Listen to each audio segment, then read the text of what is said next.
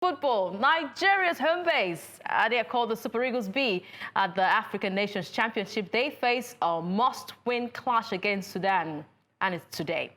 In that second Group B match at the competition, after a 1-0 loss to Senegal in their opener, coach Eric Chelle, the Waterman. Baby Depo, do you know about that name? Oh, he's the Waterman. Yeah. So the Waterman says that they've got this very crucial encounter and they must secure victory in order to keep their quarterfinal hopes alive. Chelle and captain Junior Nduka, they have vowed to correct past mistakes, especially that made against Senegal, and deliver a result that restores belief. Sudan withdrew their first game against Congo.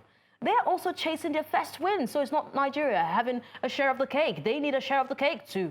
And they are ready to set an intense battle at the Amaan Stadium today.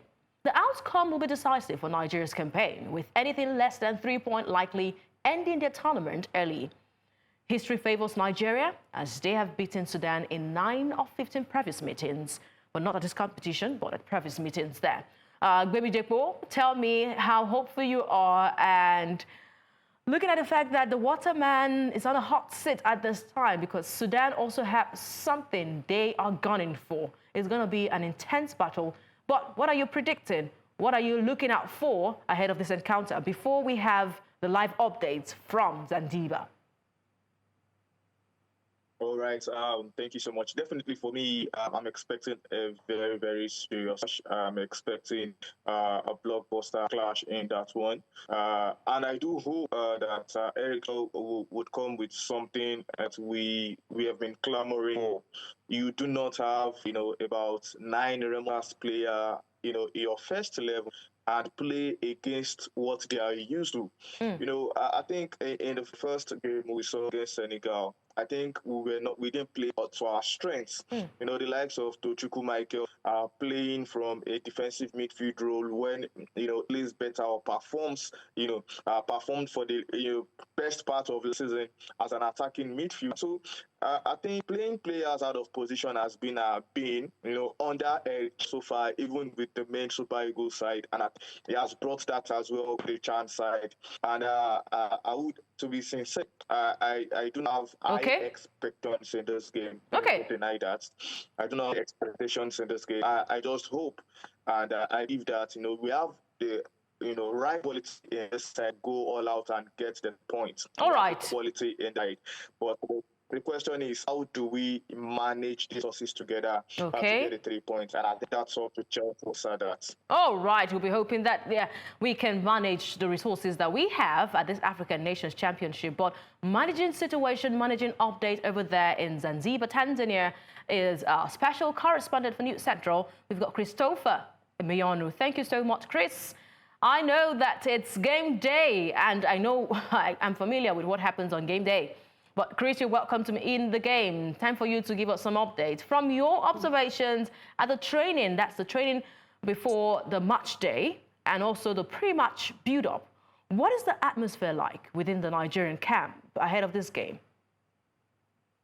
Well, they have a lot of confidence going into the game.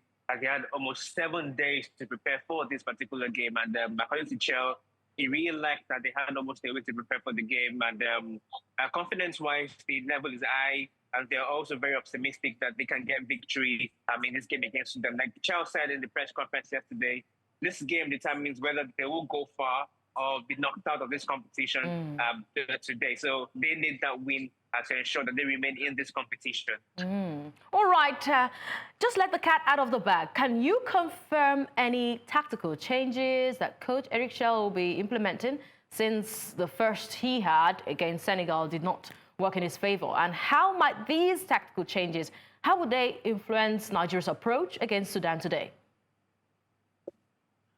Well, the tactical change I can confirm now is that we'll be more attacking. We'll be more going forward. We're playing the usual way we played against Senegal, but in a more different way with the fullback showing the attacks more.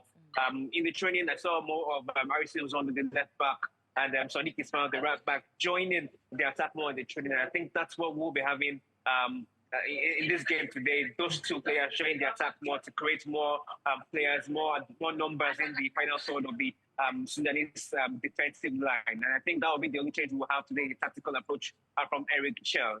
All right, I know that you want to be a patriotic Nigerian, and you've been following up with Nigerian updates there. But I know as a journalist, you're having conversations with other journalists and analysts, especially from Sudan. So please, give us this tip. Based on these conversations with these officials, with the journalists you see, what style of play and maybe specific tactics do you think Sudanese will likely, of course, deploy against Nigeria? And how could that challenge the Super Eagles be in this game today? Well, I feel like they will be more defensive. I mean, the first game, they considered the late goal that stopped them from getting the 3-point against Congo. So, I mean, this game, they'll be very defensive, very shy to go all out to operate attacking-wise.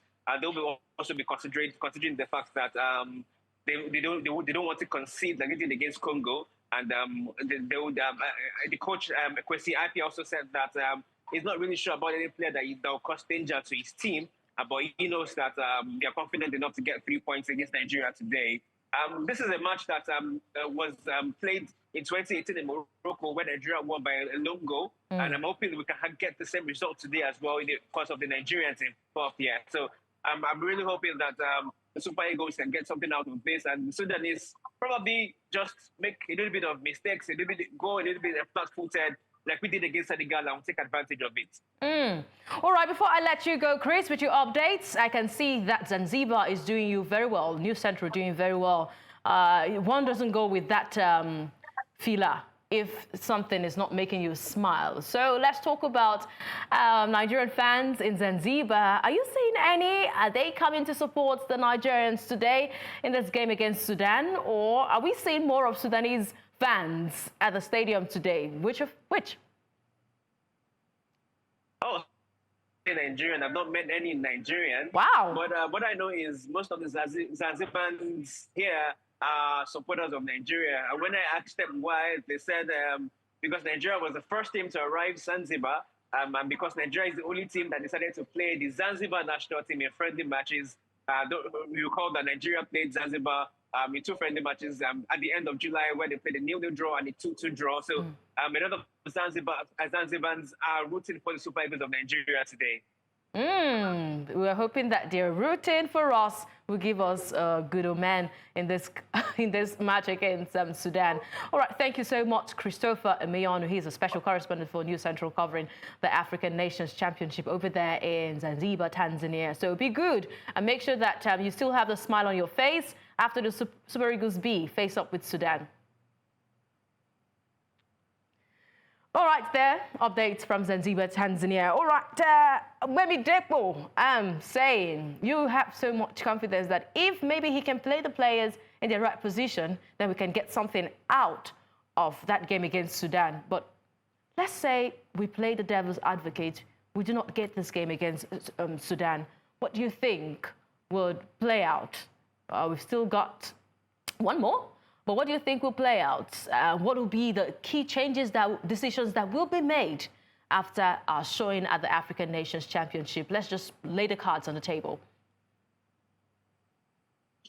All right. So for me, I think loss or a draw, in the game today would all but almost seal out at the competition, because I think Congo as well. I don't know what they'll play against Senegal.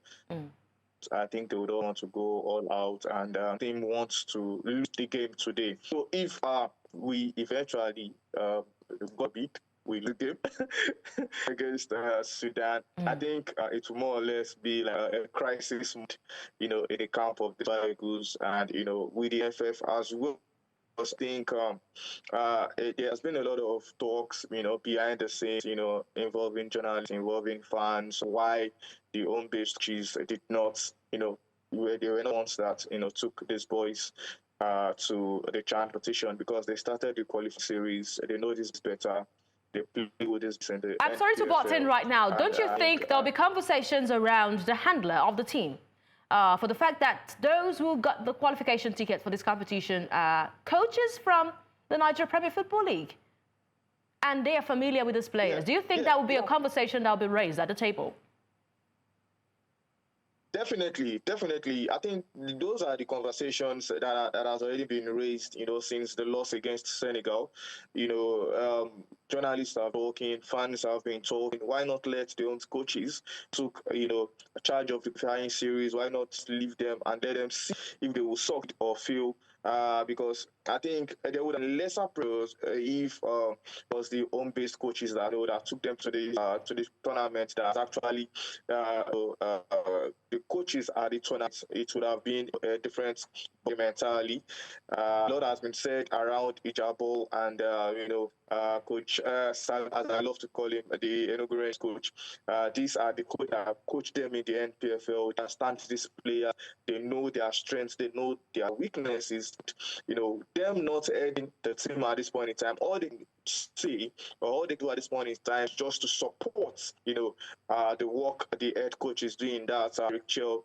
And like I said earlier, I think it's a bit confusing when you get to see the players play on the field of play at the tournament, and then when you see we that follow the league, we know these players and we know their strengths, we know their area of key excellence, but we've not seen that happen in the tournament. So these are questions that will definitely be asked if the team does not play, to get a win in the game later this evening. And these are the questions that will come to be asked. And I think Eric shot himself in the by deciding to actually head his own Eagles, because what I felt was that it allow the local coach to just see the game through and just continue his assignment with the ace coach.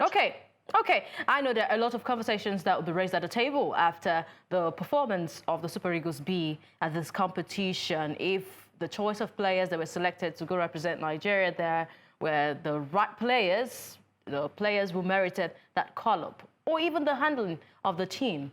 I would wait until what plays out today, if Nigeria can get that 3 point, or maybe we'll pack our bags back home to the country.